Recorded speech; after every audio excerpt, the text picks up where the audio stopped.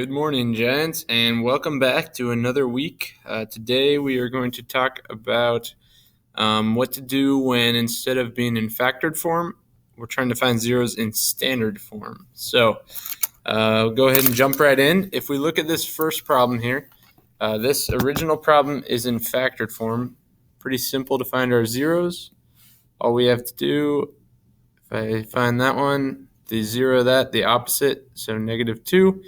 And then from the second one, the opposite of that would be a +5. Okay.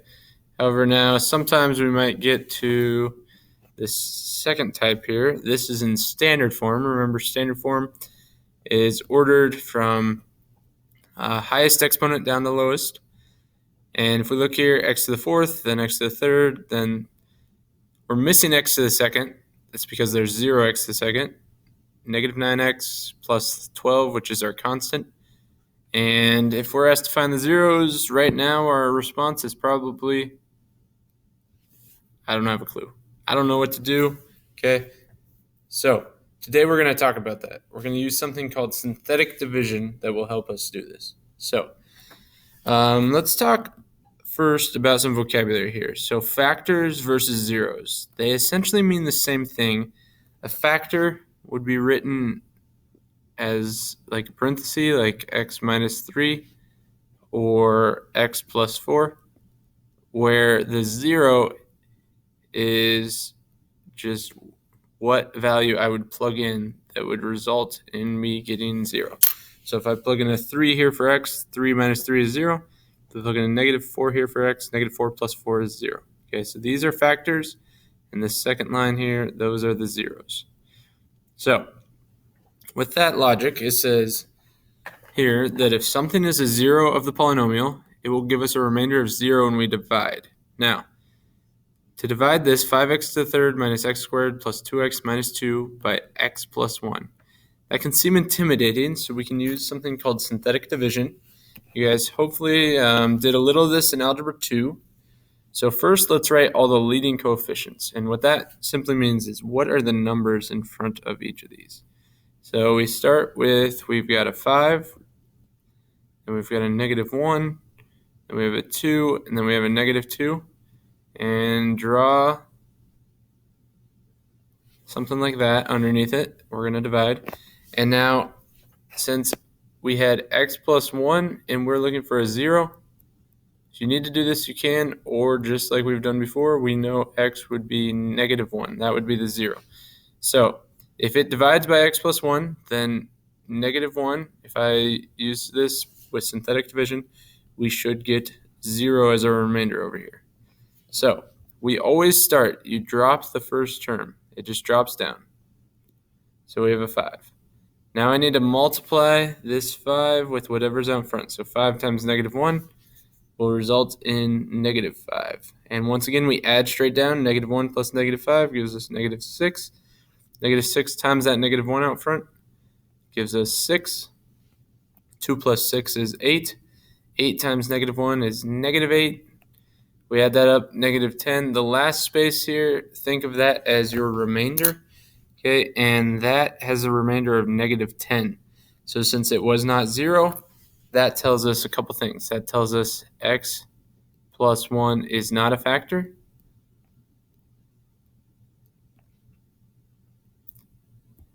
And it also then tells us that we know -1 is not a 0.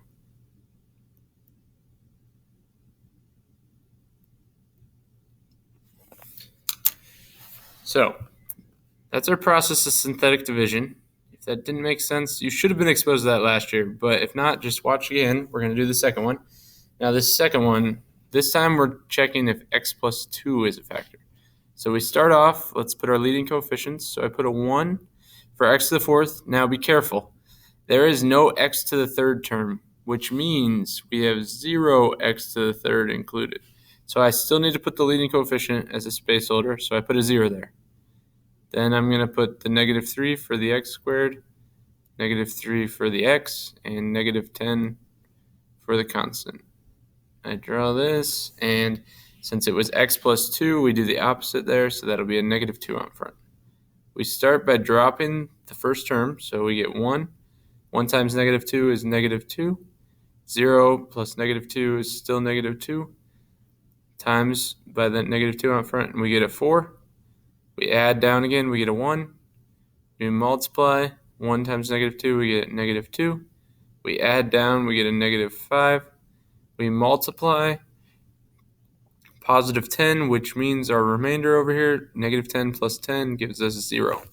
That is what we want. If you get a 0 right there as your remainder, that tells us, yes, this number, negative 2, is a 0. Okay, so two things we can determine here. We know that x plus 2 is a factor.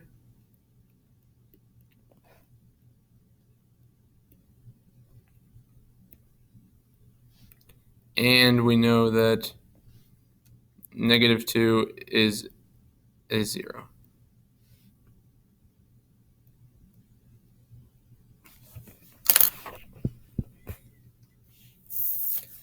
All right, so we got to keep practicing. This does take just a little bit to get used to, okay? But go ahead and look at the next one. Okay, so let's do example 3 here. I know I didn't give you a ton of space, but hopefully it's enough.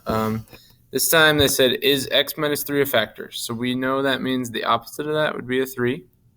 So I check and see if I plug this through synthetic division, will I get 0 as my remainder?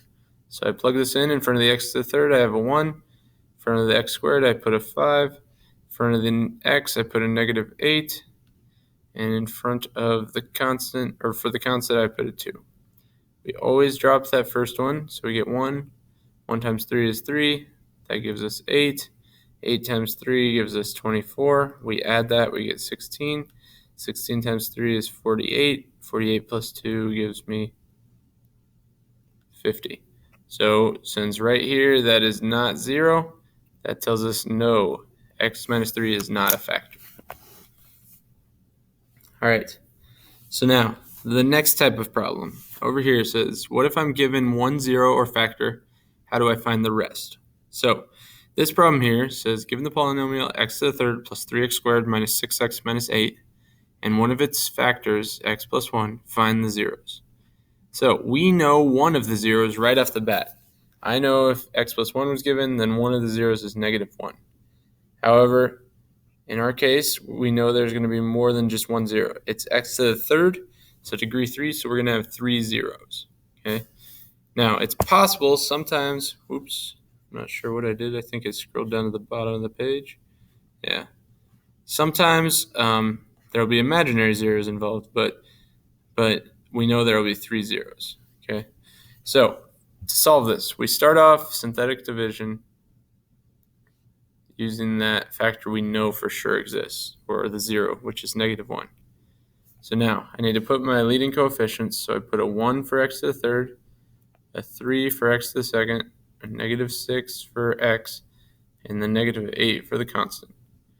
And my goal is to see, is that remainder 0? And since we're told it's a factor, it should be. If it's not, that means you messed something up, okay, somewhere in your synthetic division. So now we go ahead and we know this arrow comes down and the 1 drops. 1 times negative 1 is just negative 1. We add that, we get 2 times negative 1 is negative 2. We add that, we get negative 8 times negative 1 gives us 8. That adds together, we get 0. Okay, so since 0 was, good job. So our list of zeros over here I'm going to put, and we know negative 1 is on that list. We already knew that though. Okay, now right here, this is pretty important. We know we can rewrite this, and there are 3 terms. So we start, that's our constant on the right. This would be 2x plus 1x squared. Okay, if there's 3 terms, you know it's going to be an x squared equation. And this right here, we can call this a depressed equation. Now, depressed equation, once again, this is not reflecting on how the equation is feeling emotionally, right? Depressed equation means it's down. It's lower 1 degree. So it's lower by 1 degree.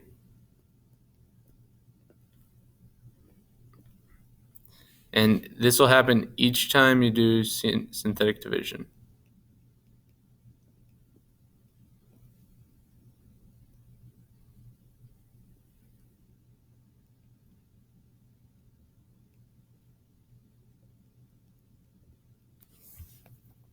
And one other thing I forgot to mention is another word for the zeros.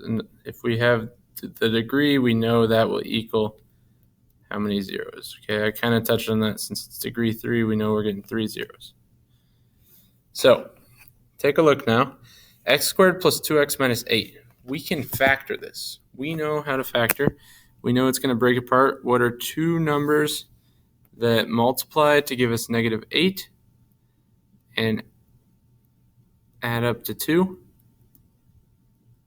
So we know that'd be x plus 4, hopefully we know this, and minus 2. Now the other zeros, we already had negative 1. It's just going to be the opposite on both of those, so negative 4 and also 2. So go ahead, and if I were you, I'd pause it and try example 5. All right, so now we know that one of the zeros, notice this time they tell us one of the zeros. So if they tell us one of the zeros, I put that exactly right there. Then it's 1x to the third, 7x to the second, 7x, and negative 15 is our constant. If I drop the 1, then I multiply, I get negative 5, get 2, multiply, I get negative 10. I'm going to get negative 3, so if I multiply, I'm going to get 15, which is good. That's what we want. So that tells us that's a 0. And now we need to rewrite this depressed equation. Okay, so x squared plus 2x minus 3. And now we can factor this. So we already knew one of our zeros. And we knew it was negative 5 because that was told to us. We also know this is degree 3, so we're going to need 3. So if we factor this apart, I need two numbers that multiply to negative 3 and add up to 2. So it's going to be, in our case here, we know it's going to be x plus 3 and x minus 1. Okay, now we got to take the opposite of both of those. So we're going to get negative 3 and positive 1 as my two zeros. Okay, just about done. Now we got one more type, and sometimes we might have an imaginary 0 in there, okay, or a complex 0. So these make it a little more challenging. Still the general same principle. So this time, if the 0 is 4i, then I know I can put that right here. I'm trying to get 1, negative 3, 16, negative 48. I'm trying to get all that to come out to a remainder of 0 right there. Okay, so we start off, remember, that 1 drops. 1 times 4i gives me 4i. Now, be careful here. When I add straight down, that's going to be a complex number, negative 3 plus 4i. Now, if I multiply this over here with the 4i, it starts to get a little bit complicated, okay? So that negative 3 times the 4i would give us negative 12i, and then the 4i times 4i would give me 16i squared. However, hopefully you guys know that 16i squared same as negative 16. So now if I add straight down, the 16 and the negative 16 cancel, and all I have left is the negative 12i here. Now negative 12i times 4i gives me negative 48i squared. But once again, this is the same as positive 48, which will add up to 0 as we wanted here. So over here, my list of zeros, I know 4i works. However, we also know that we have to take the conjugate. So we need to conjugate, and if we do that, the conjugate of 4i would be negative 4i. So if 4i is a 0, then we also know that negative 4i will work. So I can put that right here, draw the same thing, and do it again. So we start by dropping that 1. 1 times negative 4i here. And as you see, that negative 3 will drop, the 4i and the negative 4i will cancel. We multiply that, we get positive 12i, which if we add straight down, once again, we'll get a 0 as our remainder. So we got a 0 here. That's good. That means that negative 4i also worked for us. Now, to get your final 0, now we're left with just 2 terms here. We know the negative 3 is our constant, and we know it's 1x. So think of that as all you have left. And from here, it's just easy. We just take the opposite, and our final 0 is 3. So that last problem definitely ramped up the difficulty a little bit. We're going to keep practicing. We'll get better at it. But please let me know if you guys need any help, and I am happy to help you. Once again, let's finish out the quarter strong, finish out till fall break strong, finish up chapter 4, and let me know if you guys need any help. Bye.